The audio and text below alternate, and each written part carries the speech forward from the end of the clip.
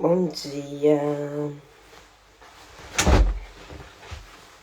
Bom dia, bom dia, boa tarde, boa noite. Como é que vocês estão?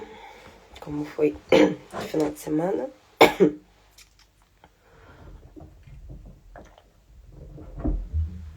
Vocês vão ver um barulho. Tem um vizinho aqui em cima.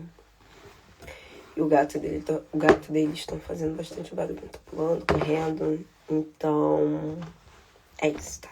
Não se assustem. Vou começar orando, que hoje tem um monte de coisa pra fazer. Então, eu vou começar a orar. Peguem o caderninho de vocês, peguem as coisinhas de vocês aí. Pai, obrigada. Mais uma vez nós conseguimos estar aqui para poder agradecer ao Senhor, para poder aprender um pouco mais da palavra do Senhor. Que o Senhor venha ser o nosso sustento. Que o Senhor venha ser aquele que nos guarda. Que o Senhor venha ser aquele que nos ensina. Que o Senhor dê ordem aos seus anjos para acamparem ao nosso redor, guardando a nossa casa, a nossa vida, a nossa família, tudo que nós temos e leva os nossos nomes. Nos proteja de todo ataque e contra-ataque do inimigo.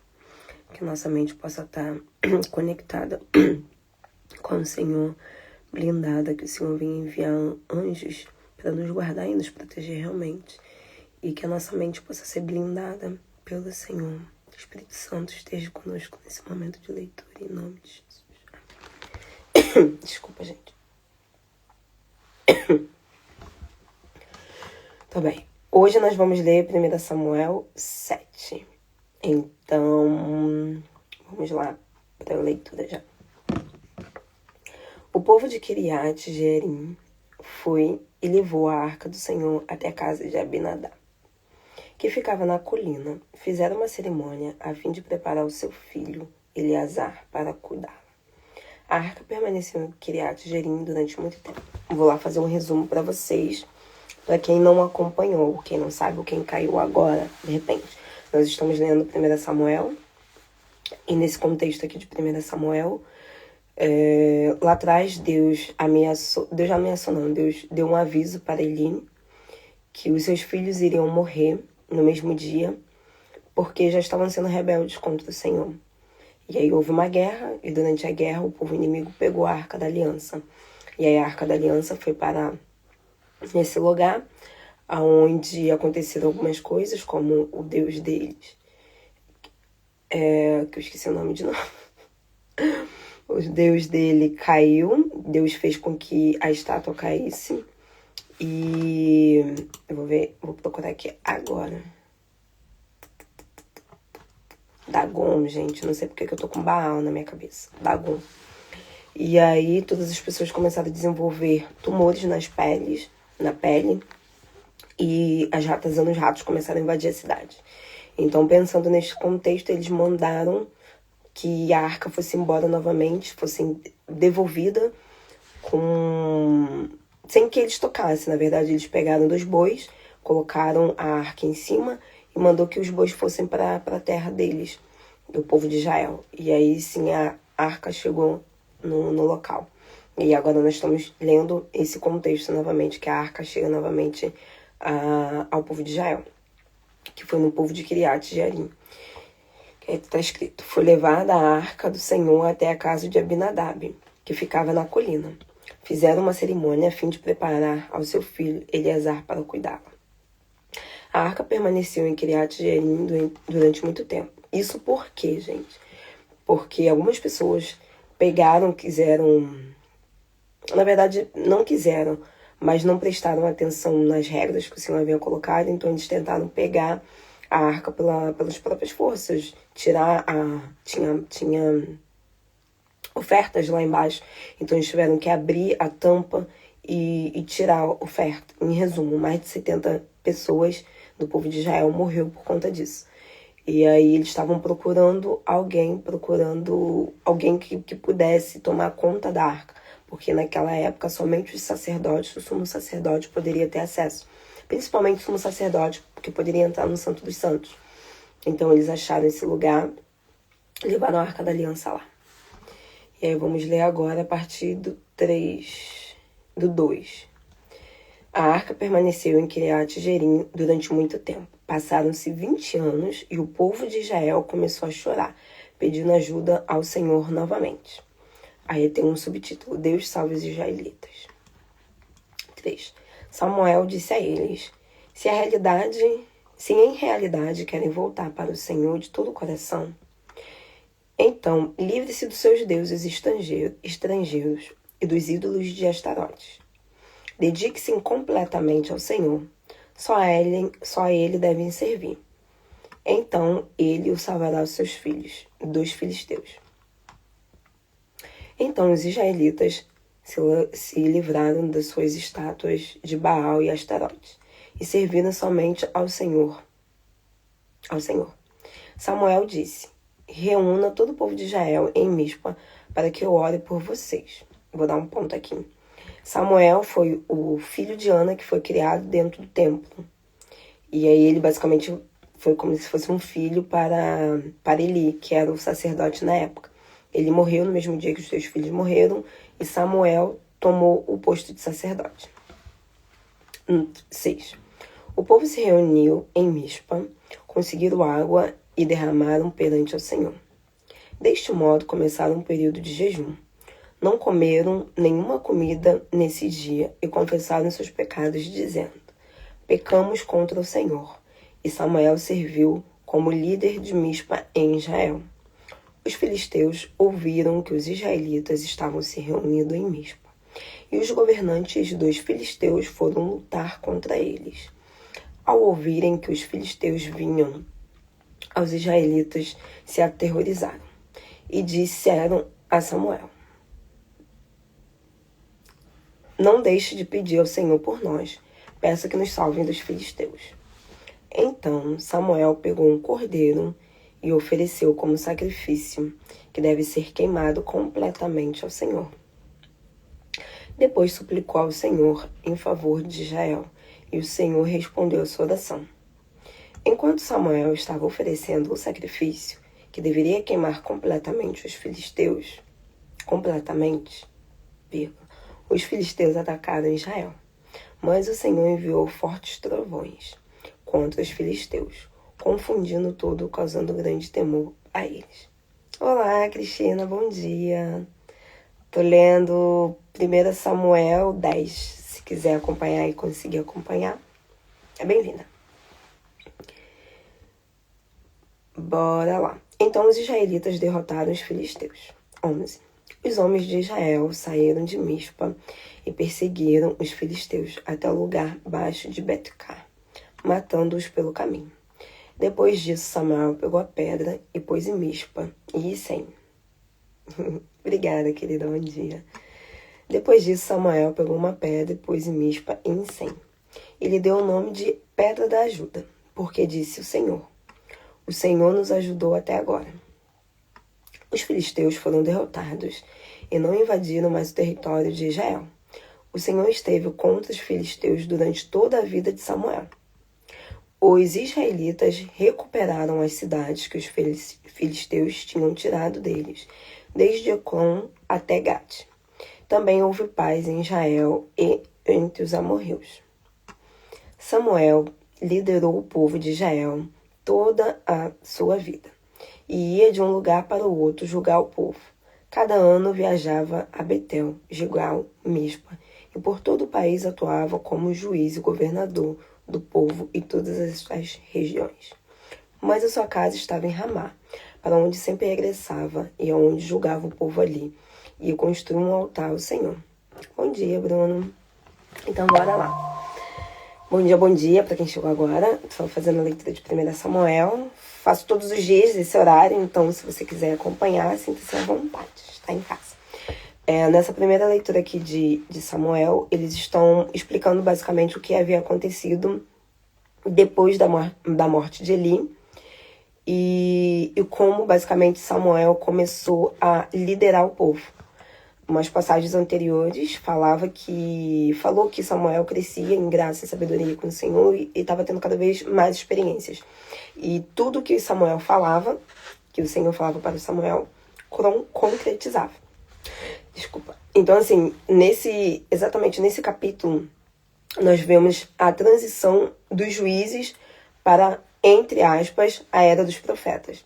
Que basicamente a Bíblia pode ser dividida assim em alguns contextos, em algumas épocas, em algumas fases. Então, primeiro veio os pais, né? Os patriarcas, que foi a era dos 3.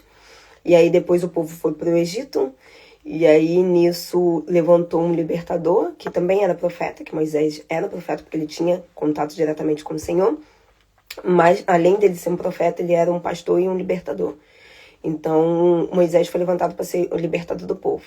Levou o povo até a terra prometida, porém não entrou. Então veio aí Josué. Josué entrou com o pessoal. Josué morreu e a partir daí começaram os juízes, que eram pessoas que se levantavam com autoridades e que tinham umas intimidades com o Senhor para poder julgar e liderar o povo de Israel. Porque nós sabemos que num contexto de sociedade todo mundo precisa de uma liderança, senão seria uma bagunça, não ia ter regras. E aí vieram várias épocas, vários juízes, Débora, meio Sansão e vários outros. E aí agora nós vemos essa transição entre os juízes e a era dos profetas. Porque Eli foi um sacerdote do Senhor, porém não tá especificamente, até a parte que eu li, que Eli era um profeta. Mas óbvio que Eli era um profeta, porque Eli tinha intimidade com o Senhor. Mas agora nós vamos ver a entrada da era dos profetas, que aí nós vemos Samuel, que aí depois nós vemos Isaías, Jeremias, todos os Ias, Malaquias, todos os Ias da vida foram a era dos profetas, a era que o Senhor falava diretamente com o profeta para poder direcionar o povo. Porque o povo só errava, né? O profeta vem geralmente para isso. O juiz vem para julgar, para liderar, para conduzir.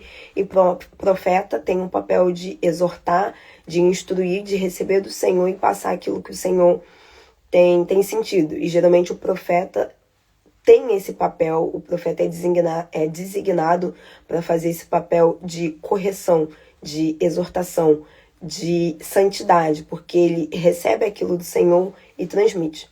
Então aqui nós vamos entrar na era dos profetas e dos reis, que os reis trabalhavam diretamente com os profetas. Posso se dizer, Davi foi ungido por Samuel e nós vamos ver mais para frente. Então começa a era dos profetas e a era dos reis. Bora lá. 1 Samuel 8. Subtítulo: Israel pede um rei. Falei que ia começar aí. Era dos reis, né? Reis junto com o profeta, gente. Que eu vou lembrar das histórias. Quando Samuel envelheceu, nomeou seus filhos como líderes de Israel. Seu filho mais velho se chamava Joel e o segundo Abias. Ambos lideravam em Berseba. Os filhos de Samuel não levavam a mesma vida de seu pai, mas queriam ganhar dinheiro. Por isso começaram a aceitar suborno. Eles recebiam dinheiro em segredo e nos tribunais mudavam de opinião, pervertendo a justiça. Mais um parênteses aí rapidinho. A mesma coisa que aconteceu com ele lá atrás, aconteceu com Samuel aqui. Os filhos de Eli eram Finéias e um outro nome difícil que eu não me lembro. Também não seguiram completamente os passos de Eli. E Deus falou que ia matar a descendência de Eli, que eles não iam ser sacerdotes. E aí entrou Samuel no lugar dele, que Samuel nem é da linhagem de sacerdotal. Samuel é da linhagem de Benjamim. E a linhagem de sacerdote era de Levi. E aqui nós vemos que Samuel envelheceu e Samuel era líder e profeta, porém seus filhos não. Seus filhos foram nomeados líderes, mas não era profeta, porque tem diferença em cargo profético, em ministério profético, e você somente ser juiz. E aqui falaram que os filhos de Samuel começaram a se corromper também. Foi aí que Israel começou a pedir um rei. Mas nesse contexto nós vemos que, eu não sei se eu falo agora, eu falo mais pra frente. Vou falar mais pra frente. Bora lá. 4. De maneira que todos os líderes de Israel se reuniram e foram a Ramá para falar com Samuel e disseram: você está velho e os seus filhos não levam a mesma vida que você levava. Não são como você. Por isso, escolha agora um rei para que nos governe, assim como acontece em outras nações. Samuel não gostou nada do que o povo disse, e o povo pedisse um rei, e orou ao Senhor. E o Senhor disse: faça o que o povo lhe pede.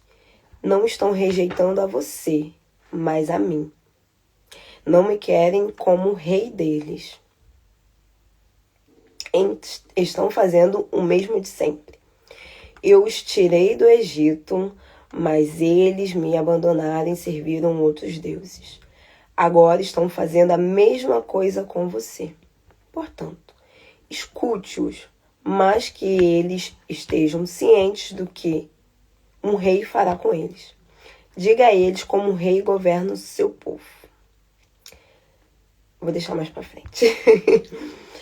Samuel falou ao povo que o Senhor disse: o rei fará o seguinte com vocês. Tomará os seus filhos e os obrigará a servir como soldados, para que fiquem carregados dos carros militares e da cavalaria. Vocês se tornarão seus guardas para sempre.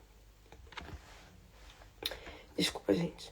Vocês se tornarão seus guardas para abrir caminho para o carro real. O rei obrigará e se tornará soldado dos oficiais. E nomeará quem será encarregado de 1.000 soldados e quem será carregado de 50 soldados. O rei obrigará vocês a semear e colher, e a fabricar armas de batalha e acessórios para os seus carros. O rei também tomará suas filhas para que lhe façam perfumes, comidas e pães. O rei tomará posse dos seus melhores campos, vinhas e olivais. Tomará tudo isso e dará aos seus oficiais. Pegará a 10ª parte dos seus grãos e de uvas e dará aos seus oficiais e aos seus servos. O rei pegará para si os servos e as servas de vocês. Ele se apoderará do seu melhor gado e dos seus burros para que trabalhem para ele. Também tomará a 10ª parte dos seus rebanhos. E vocês mesmos se transformarão em seus escravos. Quando chegar esse tempo, vocês chorarão por causa do rei que escolheram. Porém, o Senhor não lhe responderá. Ponto. Agora eu vou falar uma coisa que eu acho que vai ser um pouco contraditória. O povo que tem mais tempo de Bíblia, o povo que tem mais tempo de teologia, não sei se concorda comigo, eu também nunca estudei teologia. Isso são só minhas interpretações de leitura da palavra. Aqui é bem claro quando diz que o povo escolheu um rei. Deus não escolheu um rei. Nós vamos ver mais à frente que Saul, já estou dando spoiler, Saul foi separado como rei. Porém, aqui desde o começo, o Senhor fala que o povo rejeitou Samuel. O povo escolheu um rei. E aí nós vamos falar, mas lá na frente quem escolheu o rei foi Deus. Deus escolheu Saul. Ok. Deus tinha que escolher alguém. Porque ele se propôs a aceitar a oferta do pessoal. Mas não era do querer de Deus escolher Saul. Bom dia, Rafa. Tudo bem? Quanto tempo? Eu tô fazendo a leitura de 1 Samuel. Não sei se interessa, mas caso se interesse, todo dia eu tô nesse horário por aqui. Então, aqui nesse contexto, o que nós vemos? Lá atrás, o Samuel foi separado para ser diretamente uma pessoa que fala diretamente com o Senhor. Tu tá bem? Como é que estão as coisas aí na Irlanda? Tá na Irlanda ainda, né? E o Senhor falaria, na verdade, diretamente com quem ele escolheria. No caso, era os profetas. E aí, a partir do momento que nós escolhemos um rei, ou uma pessoa escolhe um rei, aqui no sentido foi, tá bom, vocês vão ter um rei. Eu sou profeta, eu sou sacerdote. O que o sacerdote recebia era 10% basicamente, né? 10%, mas recebia a parte da herança do Senhor. Então, tá ótimo, então. Quando for aí na Irlanda visitar, eu passo aí pra ver vocês. Então, o sacerdote tinha a sua parte na herança. No sentido de ele não receber terras direto do Senhor, mas eles recebiam em parte diretamente com o Senhor, né? Então, nesse quesito, quando Deus escolheu um profeta para poder separar e dizer as coisas, e a partir do momento em que o povo decide escolher um rei, eles estão escolhendo uma pessoa, eles querem uma pessoa para representar eles. Como se realmente, no sentido, e aqui é bem claro, na leitura fala, como se realmente eles tivessem desprezado no Senhor, porque o Senhor era rei sobre eles. Então aqui nós lemos todo o contexto em que Samuel fala, ok, vocês pedem um rei, vocês vão ter um rei, mas tenham ciência que o rei, como é que funciona o reino? Vocês vão trabalhar, então uma parte das uvas, uma parte das colheitas, uma parte dessas terras vão ser do rei. Propriedades vão ser do rei. O rei vai ter servo. Então, muitos de vocês vão trabalhar como escravos para o rei. No reino funciona desta forma. Tem um rei, ele é majoritário, e todos nós somos súditos que trabalham em prol do reino. Então, vocês estão trocando um sacerdote, um profeta, que tem contato diretamente com o Senhor e que direciona as ordens através de mim, através dos levitas, para um rei, para uma monarquia. Então, vocês estejam cientes que as coisas vão mudar.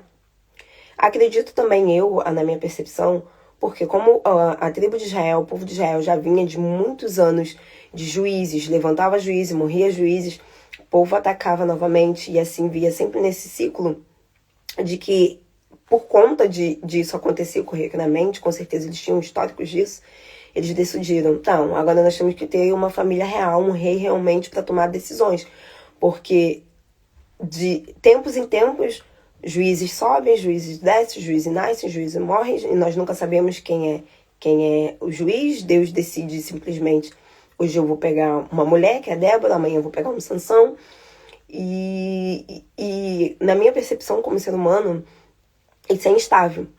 Então nós sabemos que o ser humano tem muita dificuldade com estabilidade, porque nós queremos ter o controle das coisas, nós queremos saber a quem recorrer, nós queremos saber fazer as coisas, nós queremos ter o controle das coisas, porque tendo o controle das coisas, nós achamos que tudo está funcionando bem, porque nós estamos controlando. Quando na verdade o Senhor fala que Ele é quem governa, Ele é quem direciona, Ele que decide as coisas.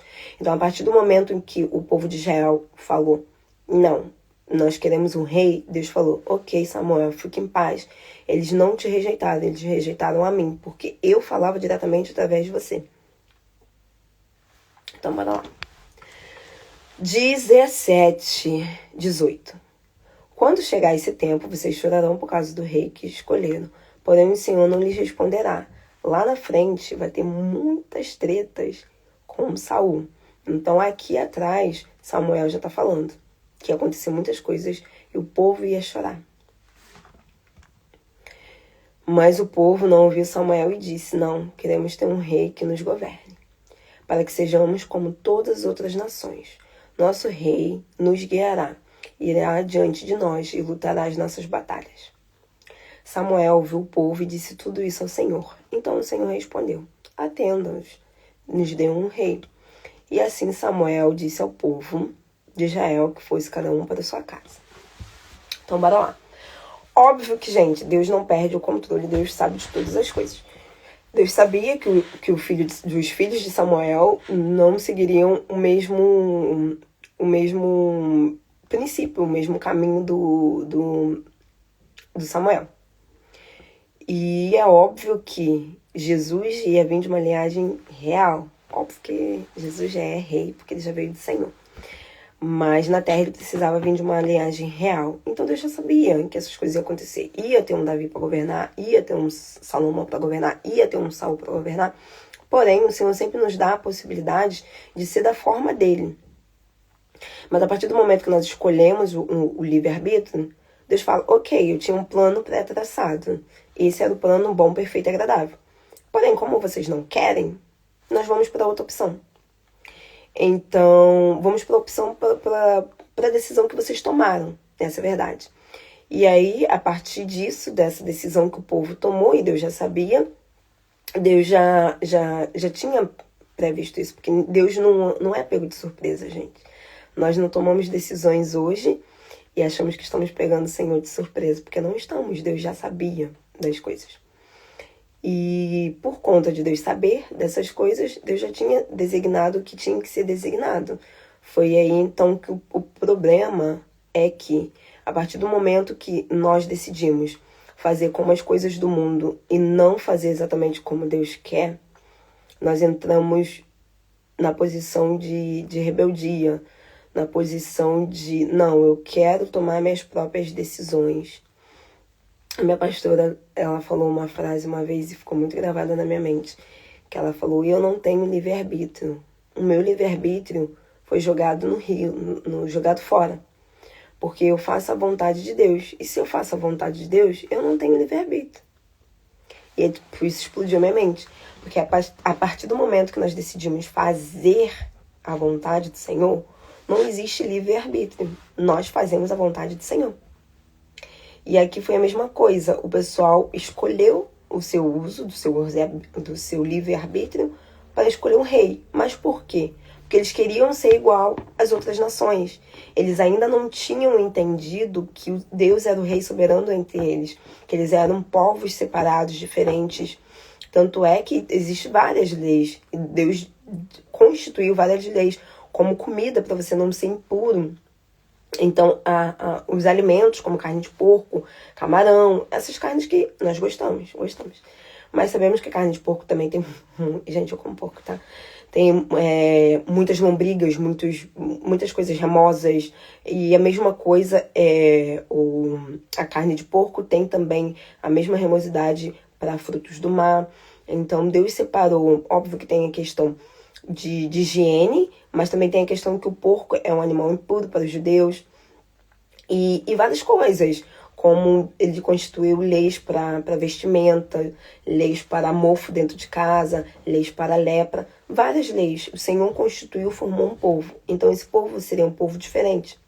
Um povo que seria feito, acredito eu, que conforme é no reino, conforme é nos céus. Então Deus trouxe as leis que existem na terra para nos fazer semelhantes com o que há no céu. Então isso significa de sermos separados, sermos limpos, sermos diferentes.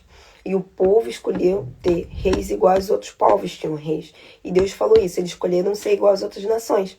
Tá aqui. Para que sejamos como todas as outras nações, como o querer do Senhor sempre foi. Vai ter uma tribo que vai ser a tribo de sacerdotes. Esses sacerdotes farão sacrifícios, esses sacerdotes terão profetas que falam que terão contato diretamente comigo. Eu instruirei como vocês devem agir, como vocês devem seguir, como vocês devem se vestir, como vocês devem falar, se portar, sendo totalmente diferente dos outros povos. Mas o povo de Israel não quis. Então eu vou finalizar aqui, que eu tô vendo barulho, acho que vai começar, a vizinha deve começar a limpar a casa. Então, o que eu deixo agora de reflexão para nós, para mim também, é para nós tomarmos muito cuidado nas nossas escolhas, na sementinha que nós plantamos. Porque isso daqui foi uma escolha, foi uma semente. Eles optaram em ser igual aos outros. Mas o Senhor fala que nós não somos desse mundo, nós não somos iguais. Nós temos que tomar muito cuidado com não somos iguais em relação a comportamento, em relação a vestimento. Por exemplo, passar nos lugares, eu sei que não é de todo mundo. Não é todo mundo que é assim, tá tudo bem, porque cada um tem seu perfil. Meu marido, por exemplo, é uma pessoa mais reservada. Mas nós temos que entender que se nós somos de Cristo, família do Senhor, nós temos que ter uma postura. Temos que cumprimentar, temos que ser educados, temos que ser gentis. Gente, isso é o mínimo, é o perfil do Senhor. Perfil do Senhor. Temos que servir. Jesus veio para servir. Então nós temos que servir não somente na igreja, que é ótimo. Temos de servir na igreja principalmente. Mas nós podemos e temos que servir também a nossa vizinhança. Às vezes tem um vizinho que está mais apertado e nós batemos na porta dele e levarmos alguma coisa para ele. Às vezes passa alguém na rua e você vê que aquela pessoa está necessitada, está precisando, e você vai lá e entrega alguma coisa. Gente, isso não é chamado. Ah, porque eu não tenho chamado de missões. Ah, porque eu não tenho chamado evangelístico. Não, o ID é de todo mundo. Eu não sou meu evangelista, meu pai é. Mas isso não quer dizer que qualquer dia, se eu olhar para uma pessoa na rua, a pessoa falar alguma coisa ou sei lá, eu senti que eu devo ministrar naquela pessoa. Porque o ID é para todo mundo. Ou alguém passar aqui na minha porta da minha casa e eu ver que aquela pessoa está necessitada, eu vou lá pegar um alimento e vou dar para ela. Ou simplesmente eu fazer uma ação social, eu sair da minha casa, sair do meu bairro, ir lá num centro de recuperação, ir lá em algum lugar e deixar um mantimento, ou levar somente a minha presença para poder ajudar, para poder aconselhar, para poder conversar, para poder... Gente, isso é missões também. Não é, nós temos que parar com essa mentalidade de só quem é missionário que faz missão, que é ir para a nação. Não, você pode fazer missão dentro do seu bairro. E eu lembrei agora que em novembro eu estava no Brasil e eu fui numa ministração, num culto de missões que a minha mãe deu a palavra naquele dia. Minha mãe pregou. E a minha mãe falou isso, e isso mexeu muito comigo. Eu não gostei da frase, ela vai ver aqui. Eu não gostei da frase que ela utilizou. Gente, eu sou pobre, mesmo assim eu não gosto. Nós não somos pobres, tá? Nós podemos ter situação financeira limitada. Nós podemos ser simples, não ter tanto recurso, mas a palavra pobre não deve existir no vocabulário do cristão, porque nós somos filhos de um Deus rico. Então não fale pobre. Mas a expressão que a frase que minha mãe falou, gente, eu sou pobre, minha mãe não trabalha fora, só meu pai trabalha fora, meu pai é porteiro.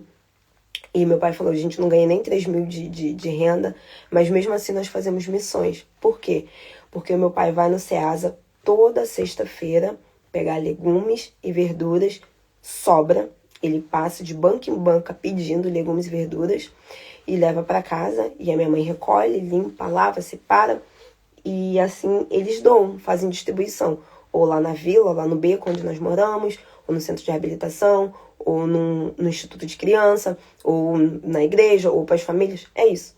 E a minha mãe falou isso, não precisa ir para fora, às vezes a nossa mente nós fazemos missão, só quem vai para fora do país está sendo missionário. Não, eu estou fazendo missão onde eu moro. Estou levando comida, levando as coisas, roupa, meu pai ganha muita roupa, estou doando, dando para as pessoas do meu bairro. Então nós temos que parar com essa limitação de eu não posso fazer isso, eu não sou aquilo. Ok, gente, tem gente que não tem o chamado para poder instruir, para conversar. Por exemplo, eu tenho muita facilidade com comunicação, sempre tive. Mas tem gente que não tem. E tudo bem. Mas não quer dizer que só porque eu tenho um problema de comunicação, por exemplo, meu marido não é muito comunicativo, que meu marido não vai falar com uma pessoa a respeito do evangelho quando Deus direcionar, ou que meu marido não vai gravar um vídeo, ou que meu marido não vai... Não é isso. Nós somos um povo que somos chamados para fazer a diferença na terra. Isso se chama ser sal e ser luz. Cada um com o seu chamado, cada um com o seu ministério, cada um com o seu propósito, cada um com os seus dons. Por isso que tem lá o fruto do Espírito, tem os dons do Espírito, tem os ministérios que são para servir o corpo de Cristo dentro da igreja. Existem vários. Mas uma coisa é certa. Nós nascemos para fazer diferente. Nós nascemos para ser diferente. Aqui na palavra do Senhor diz, Samuel, em 1 Samuel, ele falou, eles querem ser igual às outras nações. E Deus já tinha instituído e separado que eles seriam um povo diferente. Então, a partir do momento que nós seguimos padrões, a partir do momento que nós pensamos, e isso é um confronto para mim, eu tô falando para vocês, e eu tô me confrontando porque eu me confronto diariamente com ideias, com pensamentos, com coisas que não condiz com aquilo que o Senhor nos ensinou. Vou dar um exemplo aqui rápido para nós finalizarmos. Muitas ideologias, como, por exemplo, casar ser um fardo, como, por exemplo, ter filho ser um fardo. Isso são... E eu não vou nem falar ideologias, porque fica como se estivesse falando um contexto político, que não é isso. Mas é cultura, foi criado culturalmente na sociedade que é difícil ter um casamento, porque nós vemos muitos casamentos péssimos. É difícil ter filho, porque nós vemos muitos filhos rebeldes, nós vemos muitos filhos ruins para os seus pais, e nós vemos quanto é cansativo financeiramente, emocionalmente, é desgastante, e muitas vezes a nossa percepção é que nós não temos recompensa quando nós vemos que muitas pessoas estão indo para o outro lado. Então, culturalmente, socialmente, isso é o normal. Ok? A maioria das pessoas que estão aqui vão concordar comigo que ser mulher num contexto social, em algumas situações, pode pesar mais que o homem, porque mulheres têm mais responsabilidades no quesito família, e aí vem responsabilidade muitas vezes de trabalho, junto com responsabilidade de casa. Então, numa sociedade, ser mulher é mais pesado, é mais difícil. Mas se nós voltarmos para a palavra do Senhor diz que não deve ser assim. Então, por que tá assim? Alguma coisa errada está acontecendo. Alguma coisa errada aconteceu. E alguma coisa errada nós estamos replicando e permanecendo. Por quê? Porque na palavra do Senhor diz que não deveria ser dessa forma. Quando a palavra do Senhor diz que nós nascemos para ser diferentes. Então nossa mente deveria pensar diferente. Nós não deveríamos achar que ser mulher é difícil, que é um cargo, que é um peso, que ter filho é um fardo, que casar é horrível porque eu vou perder minha vida, eu vou perder a minha liberdade. Quando na palavra do Senhor diz que não é isso. Então, para nós, para mim, para você, fica essa reflexão, sabe?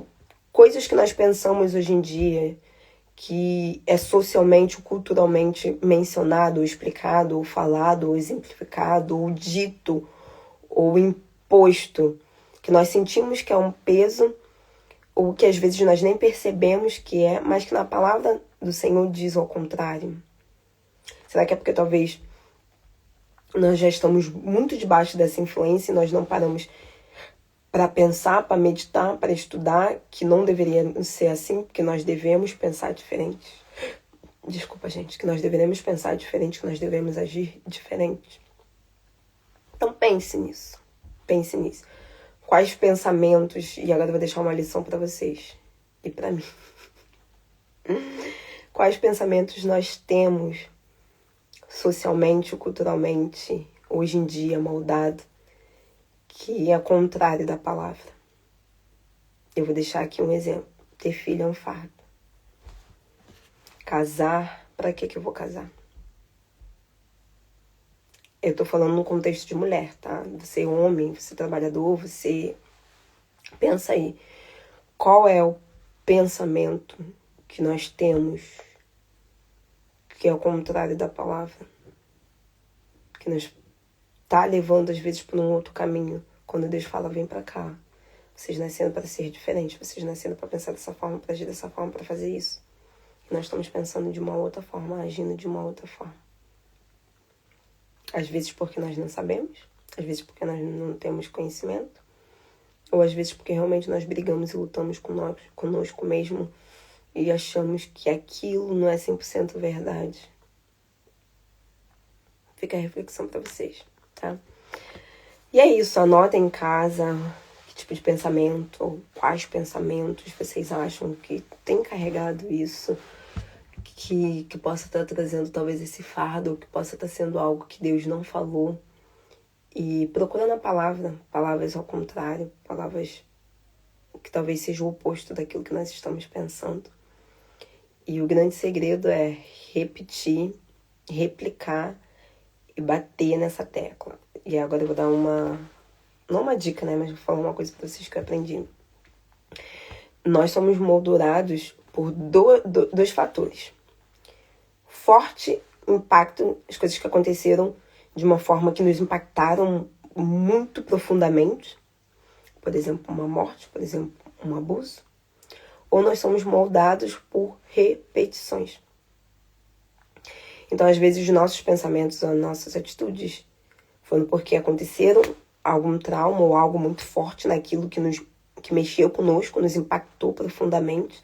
E aí nós mudamos o nosso pensamento e levamos isso dessa forma. Ou, às vezes, repetidamente, nós ficamos fazendo aquilo, ou ouvindo aquilo, ou recebendo aquilo. Então, na nossa mente, aquilo já virou uma verdade. E aí o nosso cérebro cria um sistema neural, que eu não sei se vocês conhecem esse termo, mas podem pesquisar, que o nosso cérebro tem sistemas neurais que fazem sinapses e ligações. Então, tudo que faz uma ligação é um caminho. Então, quando você sofre aquele impacto muito grande, aquele trauma, por exemplo, sua mãe teve um casamento muito ruim e um belo dia o teu pai bateu na tua mãe, ficou um trauma. E aí você não quer casar por causa disso, ou você casa e vira um homem que bate na sua mulher, porque ficou ali ficou no seu consciente, ficou aquele caminho. E a mesma coisa é repetido. Você cresce ouvindo a vida inteira que você é um peste, que você é uma praga, que você não vai ser nada na vida, que você é isso, você é isso, você é isso, você é isso, você é isso, você é isso. Então foi repetido tantas vezes que aí quando você cresce, você acredita nisso, simplesmente porque você ouviu tanto, então você acha que isso é normal. Fala, já não presto mesmo, já que eu não presto mesmo, aí você vive daquela forma. Então busquem esses pensamentos na mente de vocês e corram para a palavra. Poxa, eu não presto. O que diz a palavra sobre mim? Cara, eu sou ansiosa. O que diz a palavra sobre ansiedade? Cara, eu acho que casamento é horrível. O que diz a palavra sobre o casamento? Nossa, eu não quero ter filho. O que diz a palavra sobre ter filho? Nossa, eu não consigo fazer dinheiro, eu não consigo trabalhar. O que diz a palavra sobre riqueza? Cara, eu não presto. O que diz a palavra sobre identidade? Tente fazer esse treino e, por favor, faça e compartilhe aqui nesse vídeo, porque agora esse eu vou responder todos, porque eu fiquei super curiosa em saber. E se eu ver que vocês comentaram, compartilharam, eu vou colocar o meu aqui também, tá? Então interajam para nós termos essa partilha. E é isso. Programe a mente de vocês na palavra do Senhor. Coríntios, não lembro. Mas Paulo escreve que nós devemos renovar nossa mente com transformação. Devemos transformar e renovar nossa mente, que se chama metanoia. E é basicamente isso. Todo dia nós renovarmos as nossas mentes. Com o quê? Com a palavra. Renovarmos as nossas mentes com o quê? Nossa, esse mundo tá tão perigoso. Não. Mas eu sou filha de um Deus que é... Ai, qual é a palavra? Cavaleiro de guerra. Caraca, nossa, mas eu tô passando por tanto aperto financeiro. Não, mas eu sou filha de um rei. Eu sou filha de um rei. Nossa, mas eu tô passando muita injustiça nesse trabalho. Não, mas meu pai é um justo juiz. Então, que nós venhamos renovar nossas mentes. Entender que nós somos um povo separado. Pessoas separadas. Nós não podemos andar, vestir, falar. E eu falo isso sempre com meu marido. Nós não somos qualquer um. E agora mais que nunca, isso faz muito sentido. Nós não somos qualquer um. Então nós não podemos fazer igual o povo de Israel, que pediu um rei, quando Deus falou que ele seria rei. Porque ele pediu um povo porque eles queriam que o rei fosse lutar contra eles as batalhas. Quando o rei dos reis, que é o Senhor, ele que fazia isso. Então reflita nisso. Amém? Vamos orar? Pai, novamente eu te agradeço por essa palavra que veio para mim primeiro. E eu tenho certeza que vai frutificar no meu coração. E eu oro para que frutifique no coração dos seus filhos também. Pai, quebra a nossa cegueira espiritual.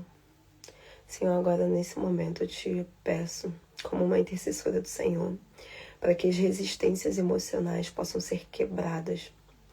Eu oro para que cativeiros mentais possam ser destruídos. Eu oro para que o Senhor dê ordem aos seus anjos para resgatar os fragmentos das nossas almas, esses traumas que nós sentimos, que nós vivenciamos, que nós passamos e por vezes possam ter nos levado para cativeiros mentais, onde nós não conseguimos sair e desconectar dessa realidade que não existe. Transforma nossa mente, renova nossa mente. A palavra do Senhor diz que o Senhor derramou o seu sangue, o Senhor se sacrificou por nós, para que nós possássemos ser remidos, limpados, purificados. Então purifica-nos com o seu sangue, renova nossa mente, troca o nosso sangue para o sangue de Cristo, que o sangue do Senhor venha entrar na nossa mente, no nosso corpo, no nosso DNA, nos transformar, transforma o nosso DNA, transforma a nossa mente, transforma os nossos comportamentos, nossas formas de agir, nossas formas de falar, nossas formas de pensar. Senhor, visita cada pessoa, nos visita aqui, nos renova, nos transforma, nos sara. Pai, nos cura, principalmente nos cura de tudo aquilo que nós carregamos, de todos os traumas que nós levamos das nossas infâncias. das nossas adolescências, de palavras, de atos, de atitudes, de profecias contrárias, tudo aquilo que veio marcando as nossas vidas, que às vezes nos impede de ter o real entendimento da palavra do Senhor, que às vezes nos impede de prosseguir, nos impede de crescer, nos impede de sermos alcançados e transformados pela palavra do Senhor, que essas barreiras possam ser retiradas dos nossos olhos, que essas traves possam ser removidas dos nossos olhos, que esses tampões possam ser retirados dos nossos ouvidos, que essa mente que está sendo cativa possa ser liberta pelo Senhor, que os anjos do Senhor possam buscar tudo isso, todos os nossos fragmentos das nossas almas que estão presos, que possam estar presos nesses cativeiros espirituais que não nos deixam prosseguir, não nos deixam crescer, não nos deixam ter intimidade com o Senhor, ter revelação do Senhor, ter entendimento do Senhor, que as nossas mentes possam ser transformadas, moldadas, renovadas, assim como diz na palavra do Senhor, que nós possamos viver uma verdadeira metanoia todos os dias. Pai, nos confronta com aquilo que nós acreditamos que é certo e não é certo. Nos confronta, nos transforma, nos liberta com aquilo que nós achamos que é verdade e não é verdade. Eu sei que vai doer, eu sei que muitas vezes nós vamos ver que fomos enganados, nós vamos ver que tudo aquilo que nós pensamos não é verdade, mas é isso que nos traz libertação, porque o Senhor fala que o povo perece por falta de conhecimento. Então dê conhecimento ao seu povo, nos dê conhecimento, me dê conhecimento para que nós possamos ser libertos por completos em todas as áreas das nossas vidas. Assim eu clamo para que o Senhor tenha misericórdia das nossas vidas. Assim eu clamo para que o Senhor permaneça conosco, abra nossos olhos, abra o nosso entendimento, nos dê discernimento, nos dê sabedoria, discernimento, entendimento da palavra do Senhor, para que nós possamos mudar e ser moldados, ser transformados e renovados em nome de Jesus. Amém. Amém. Amém, queridos. Receba essa oração.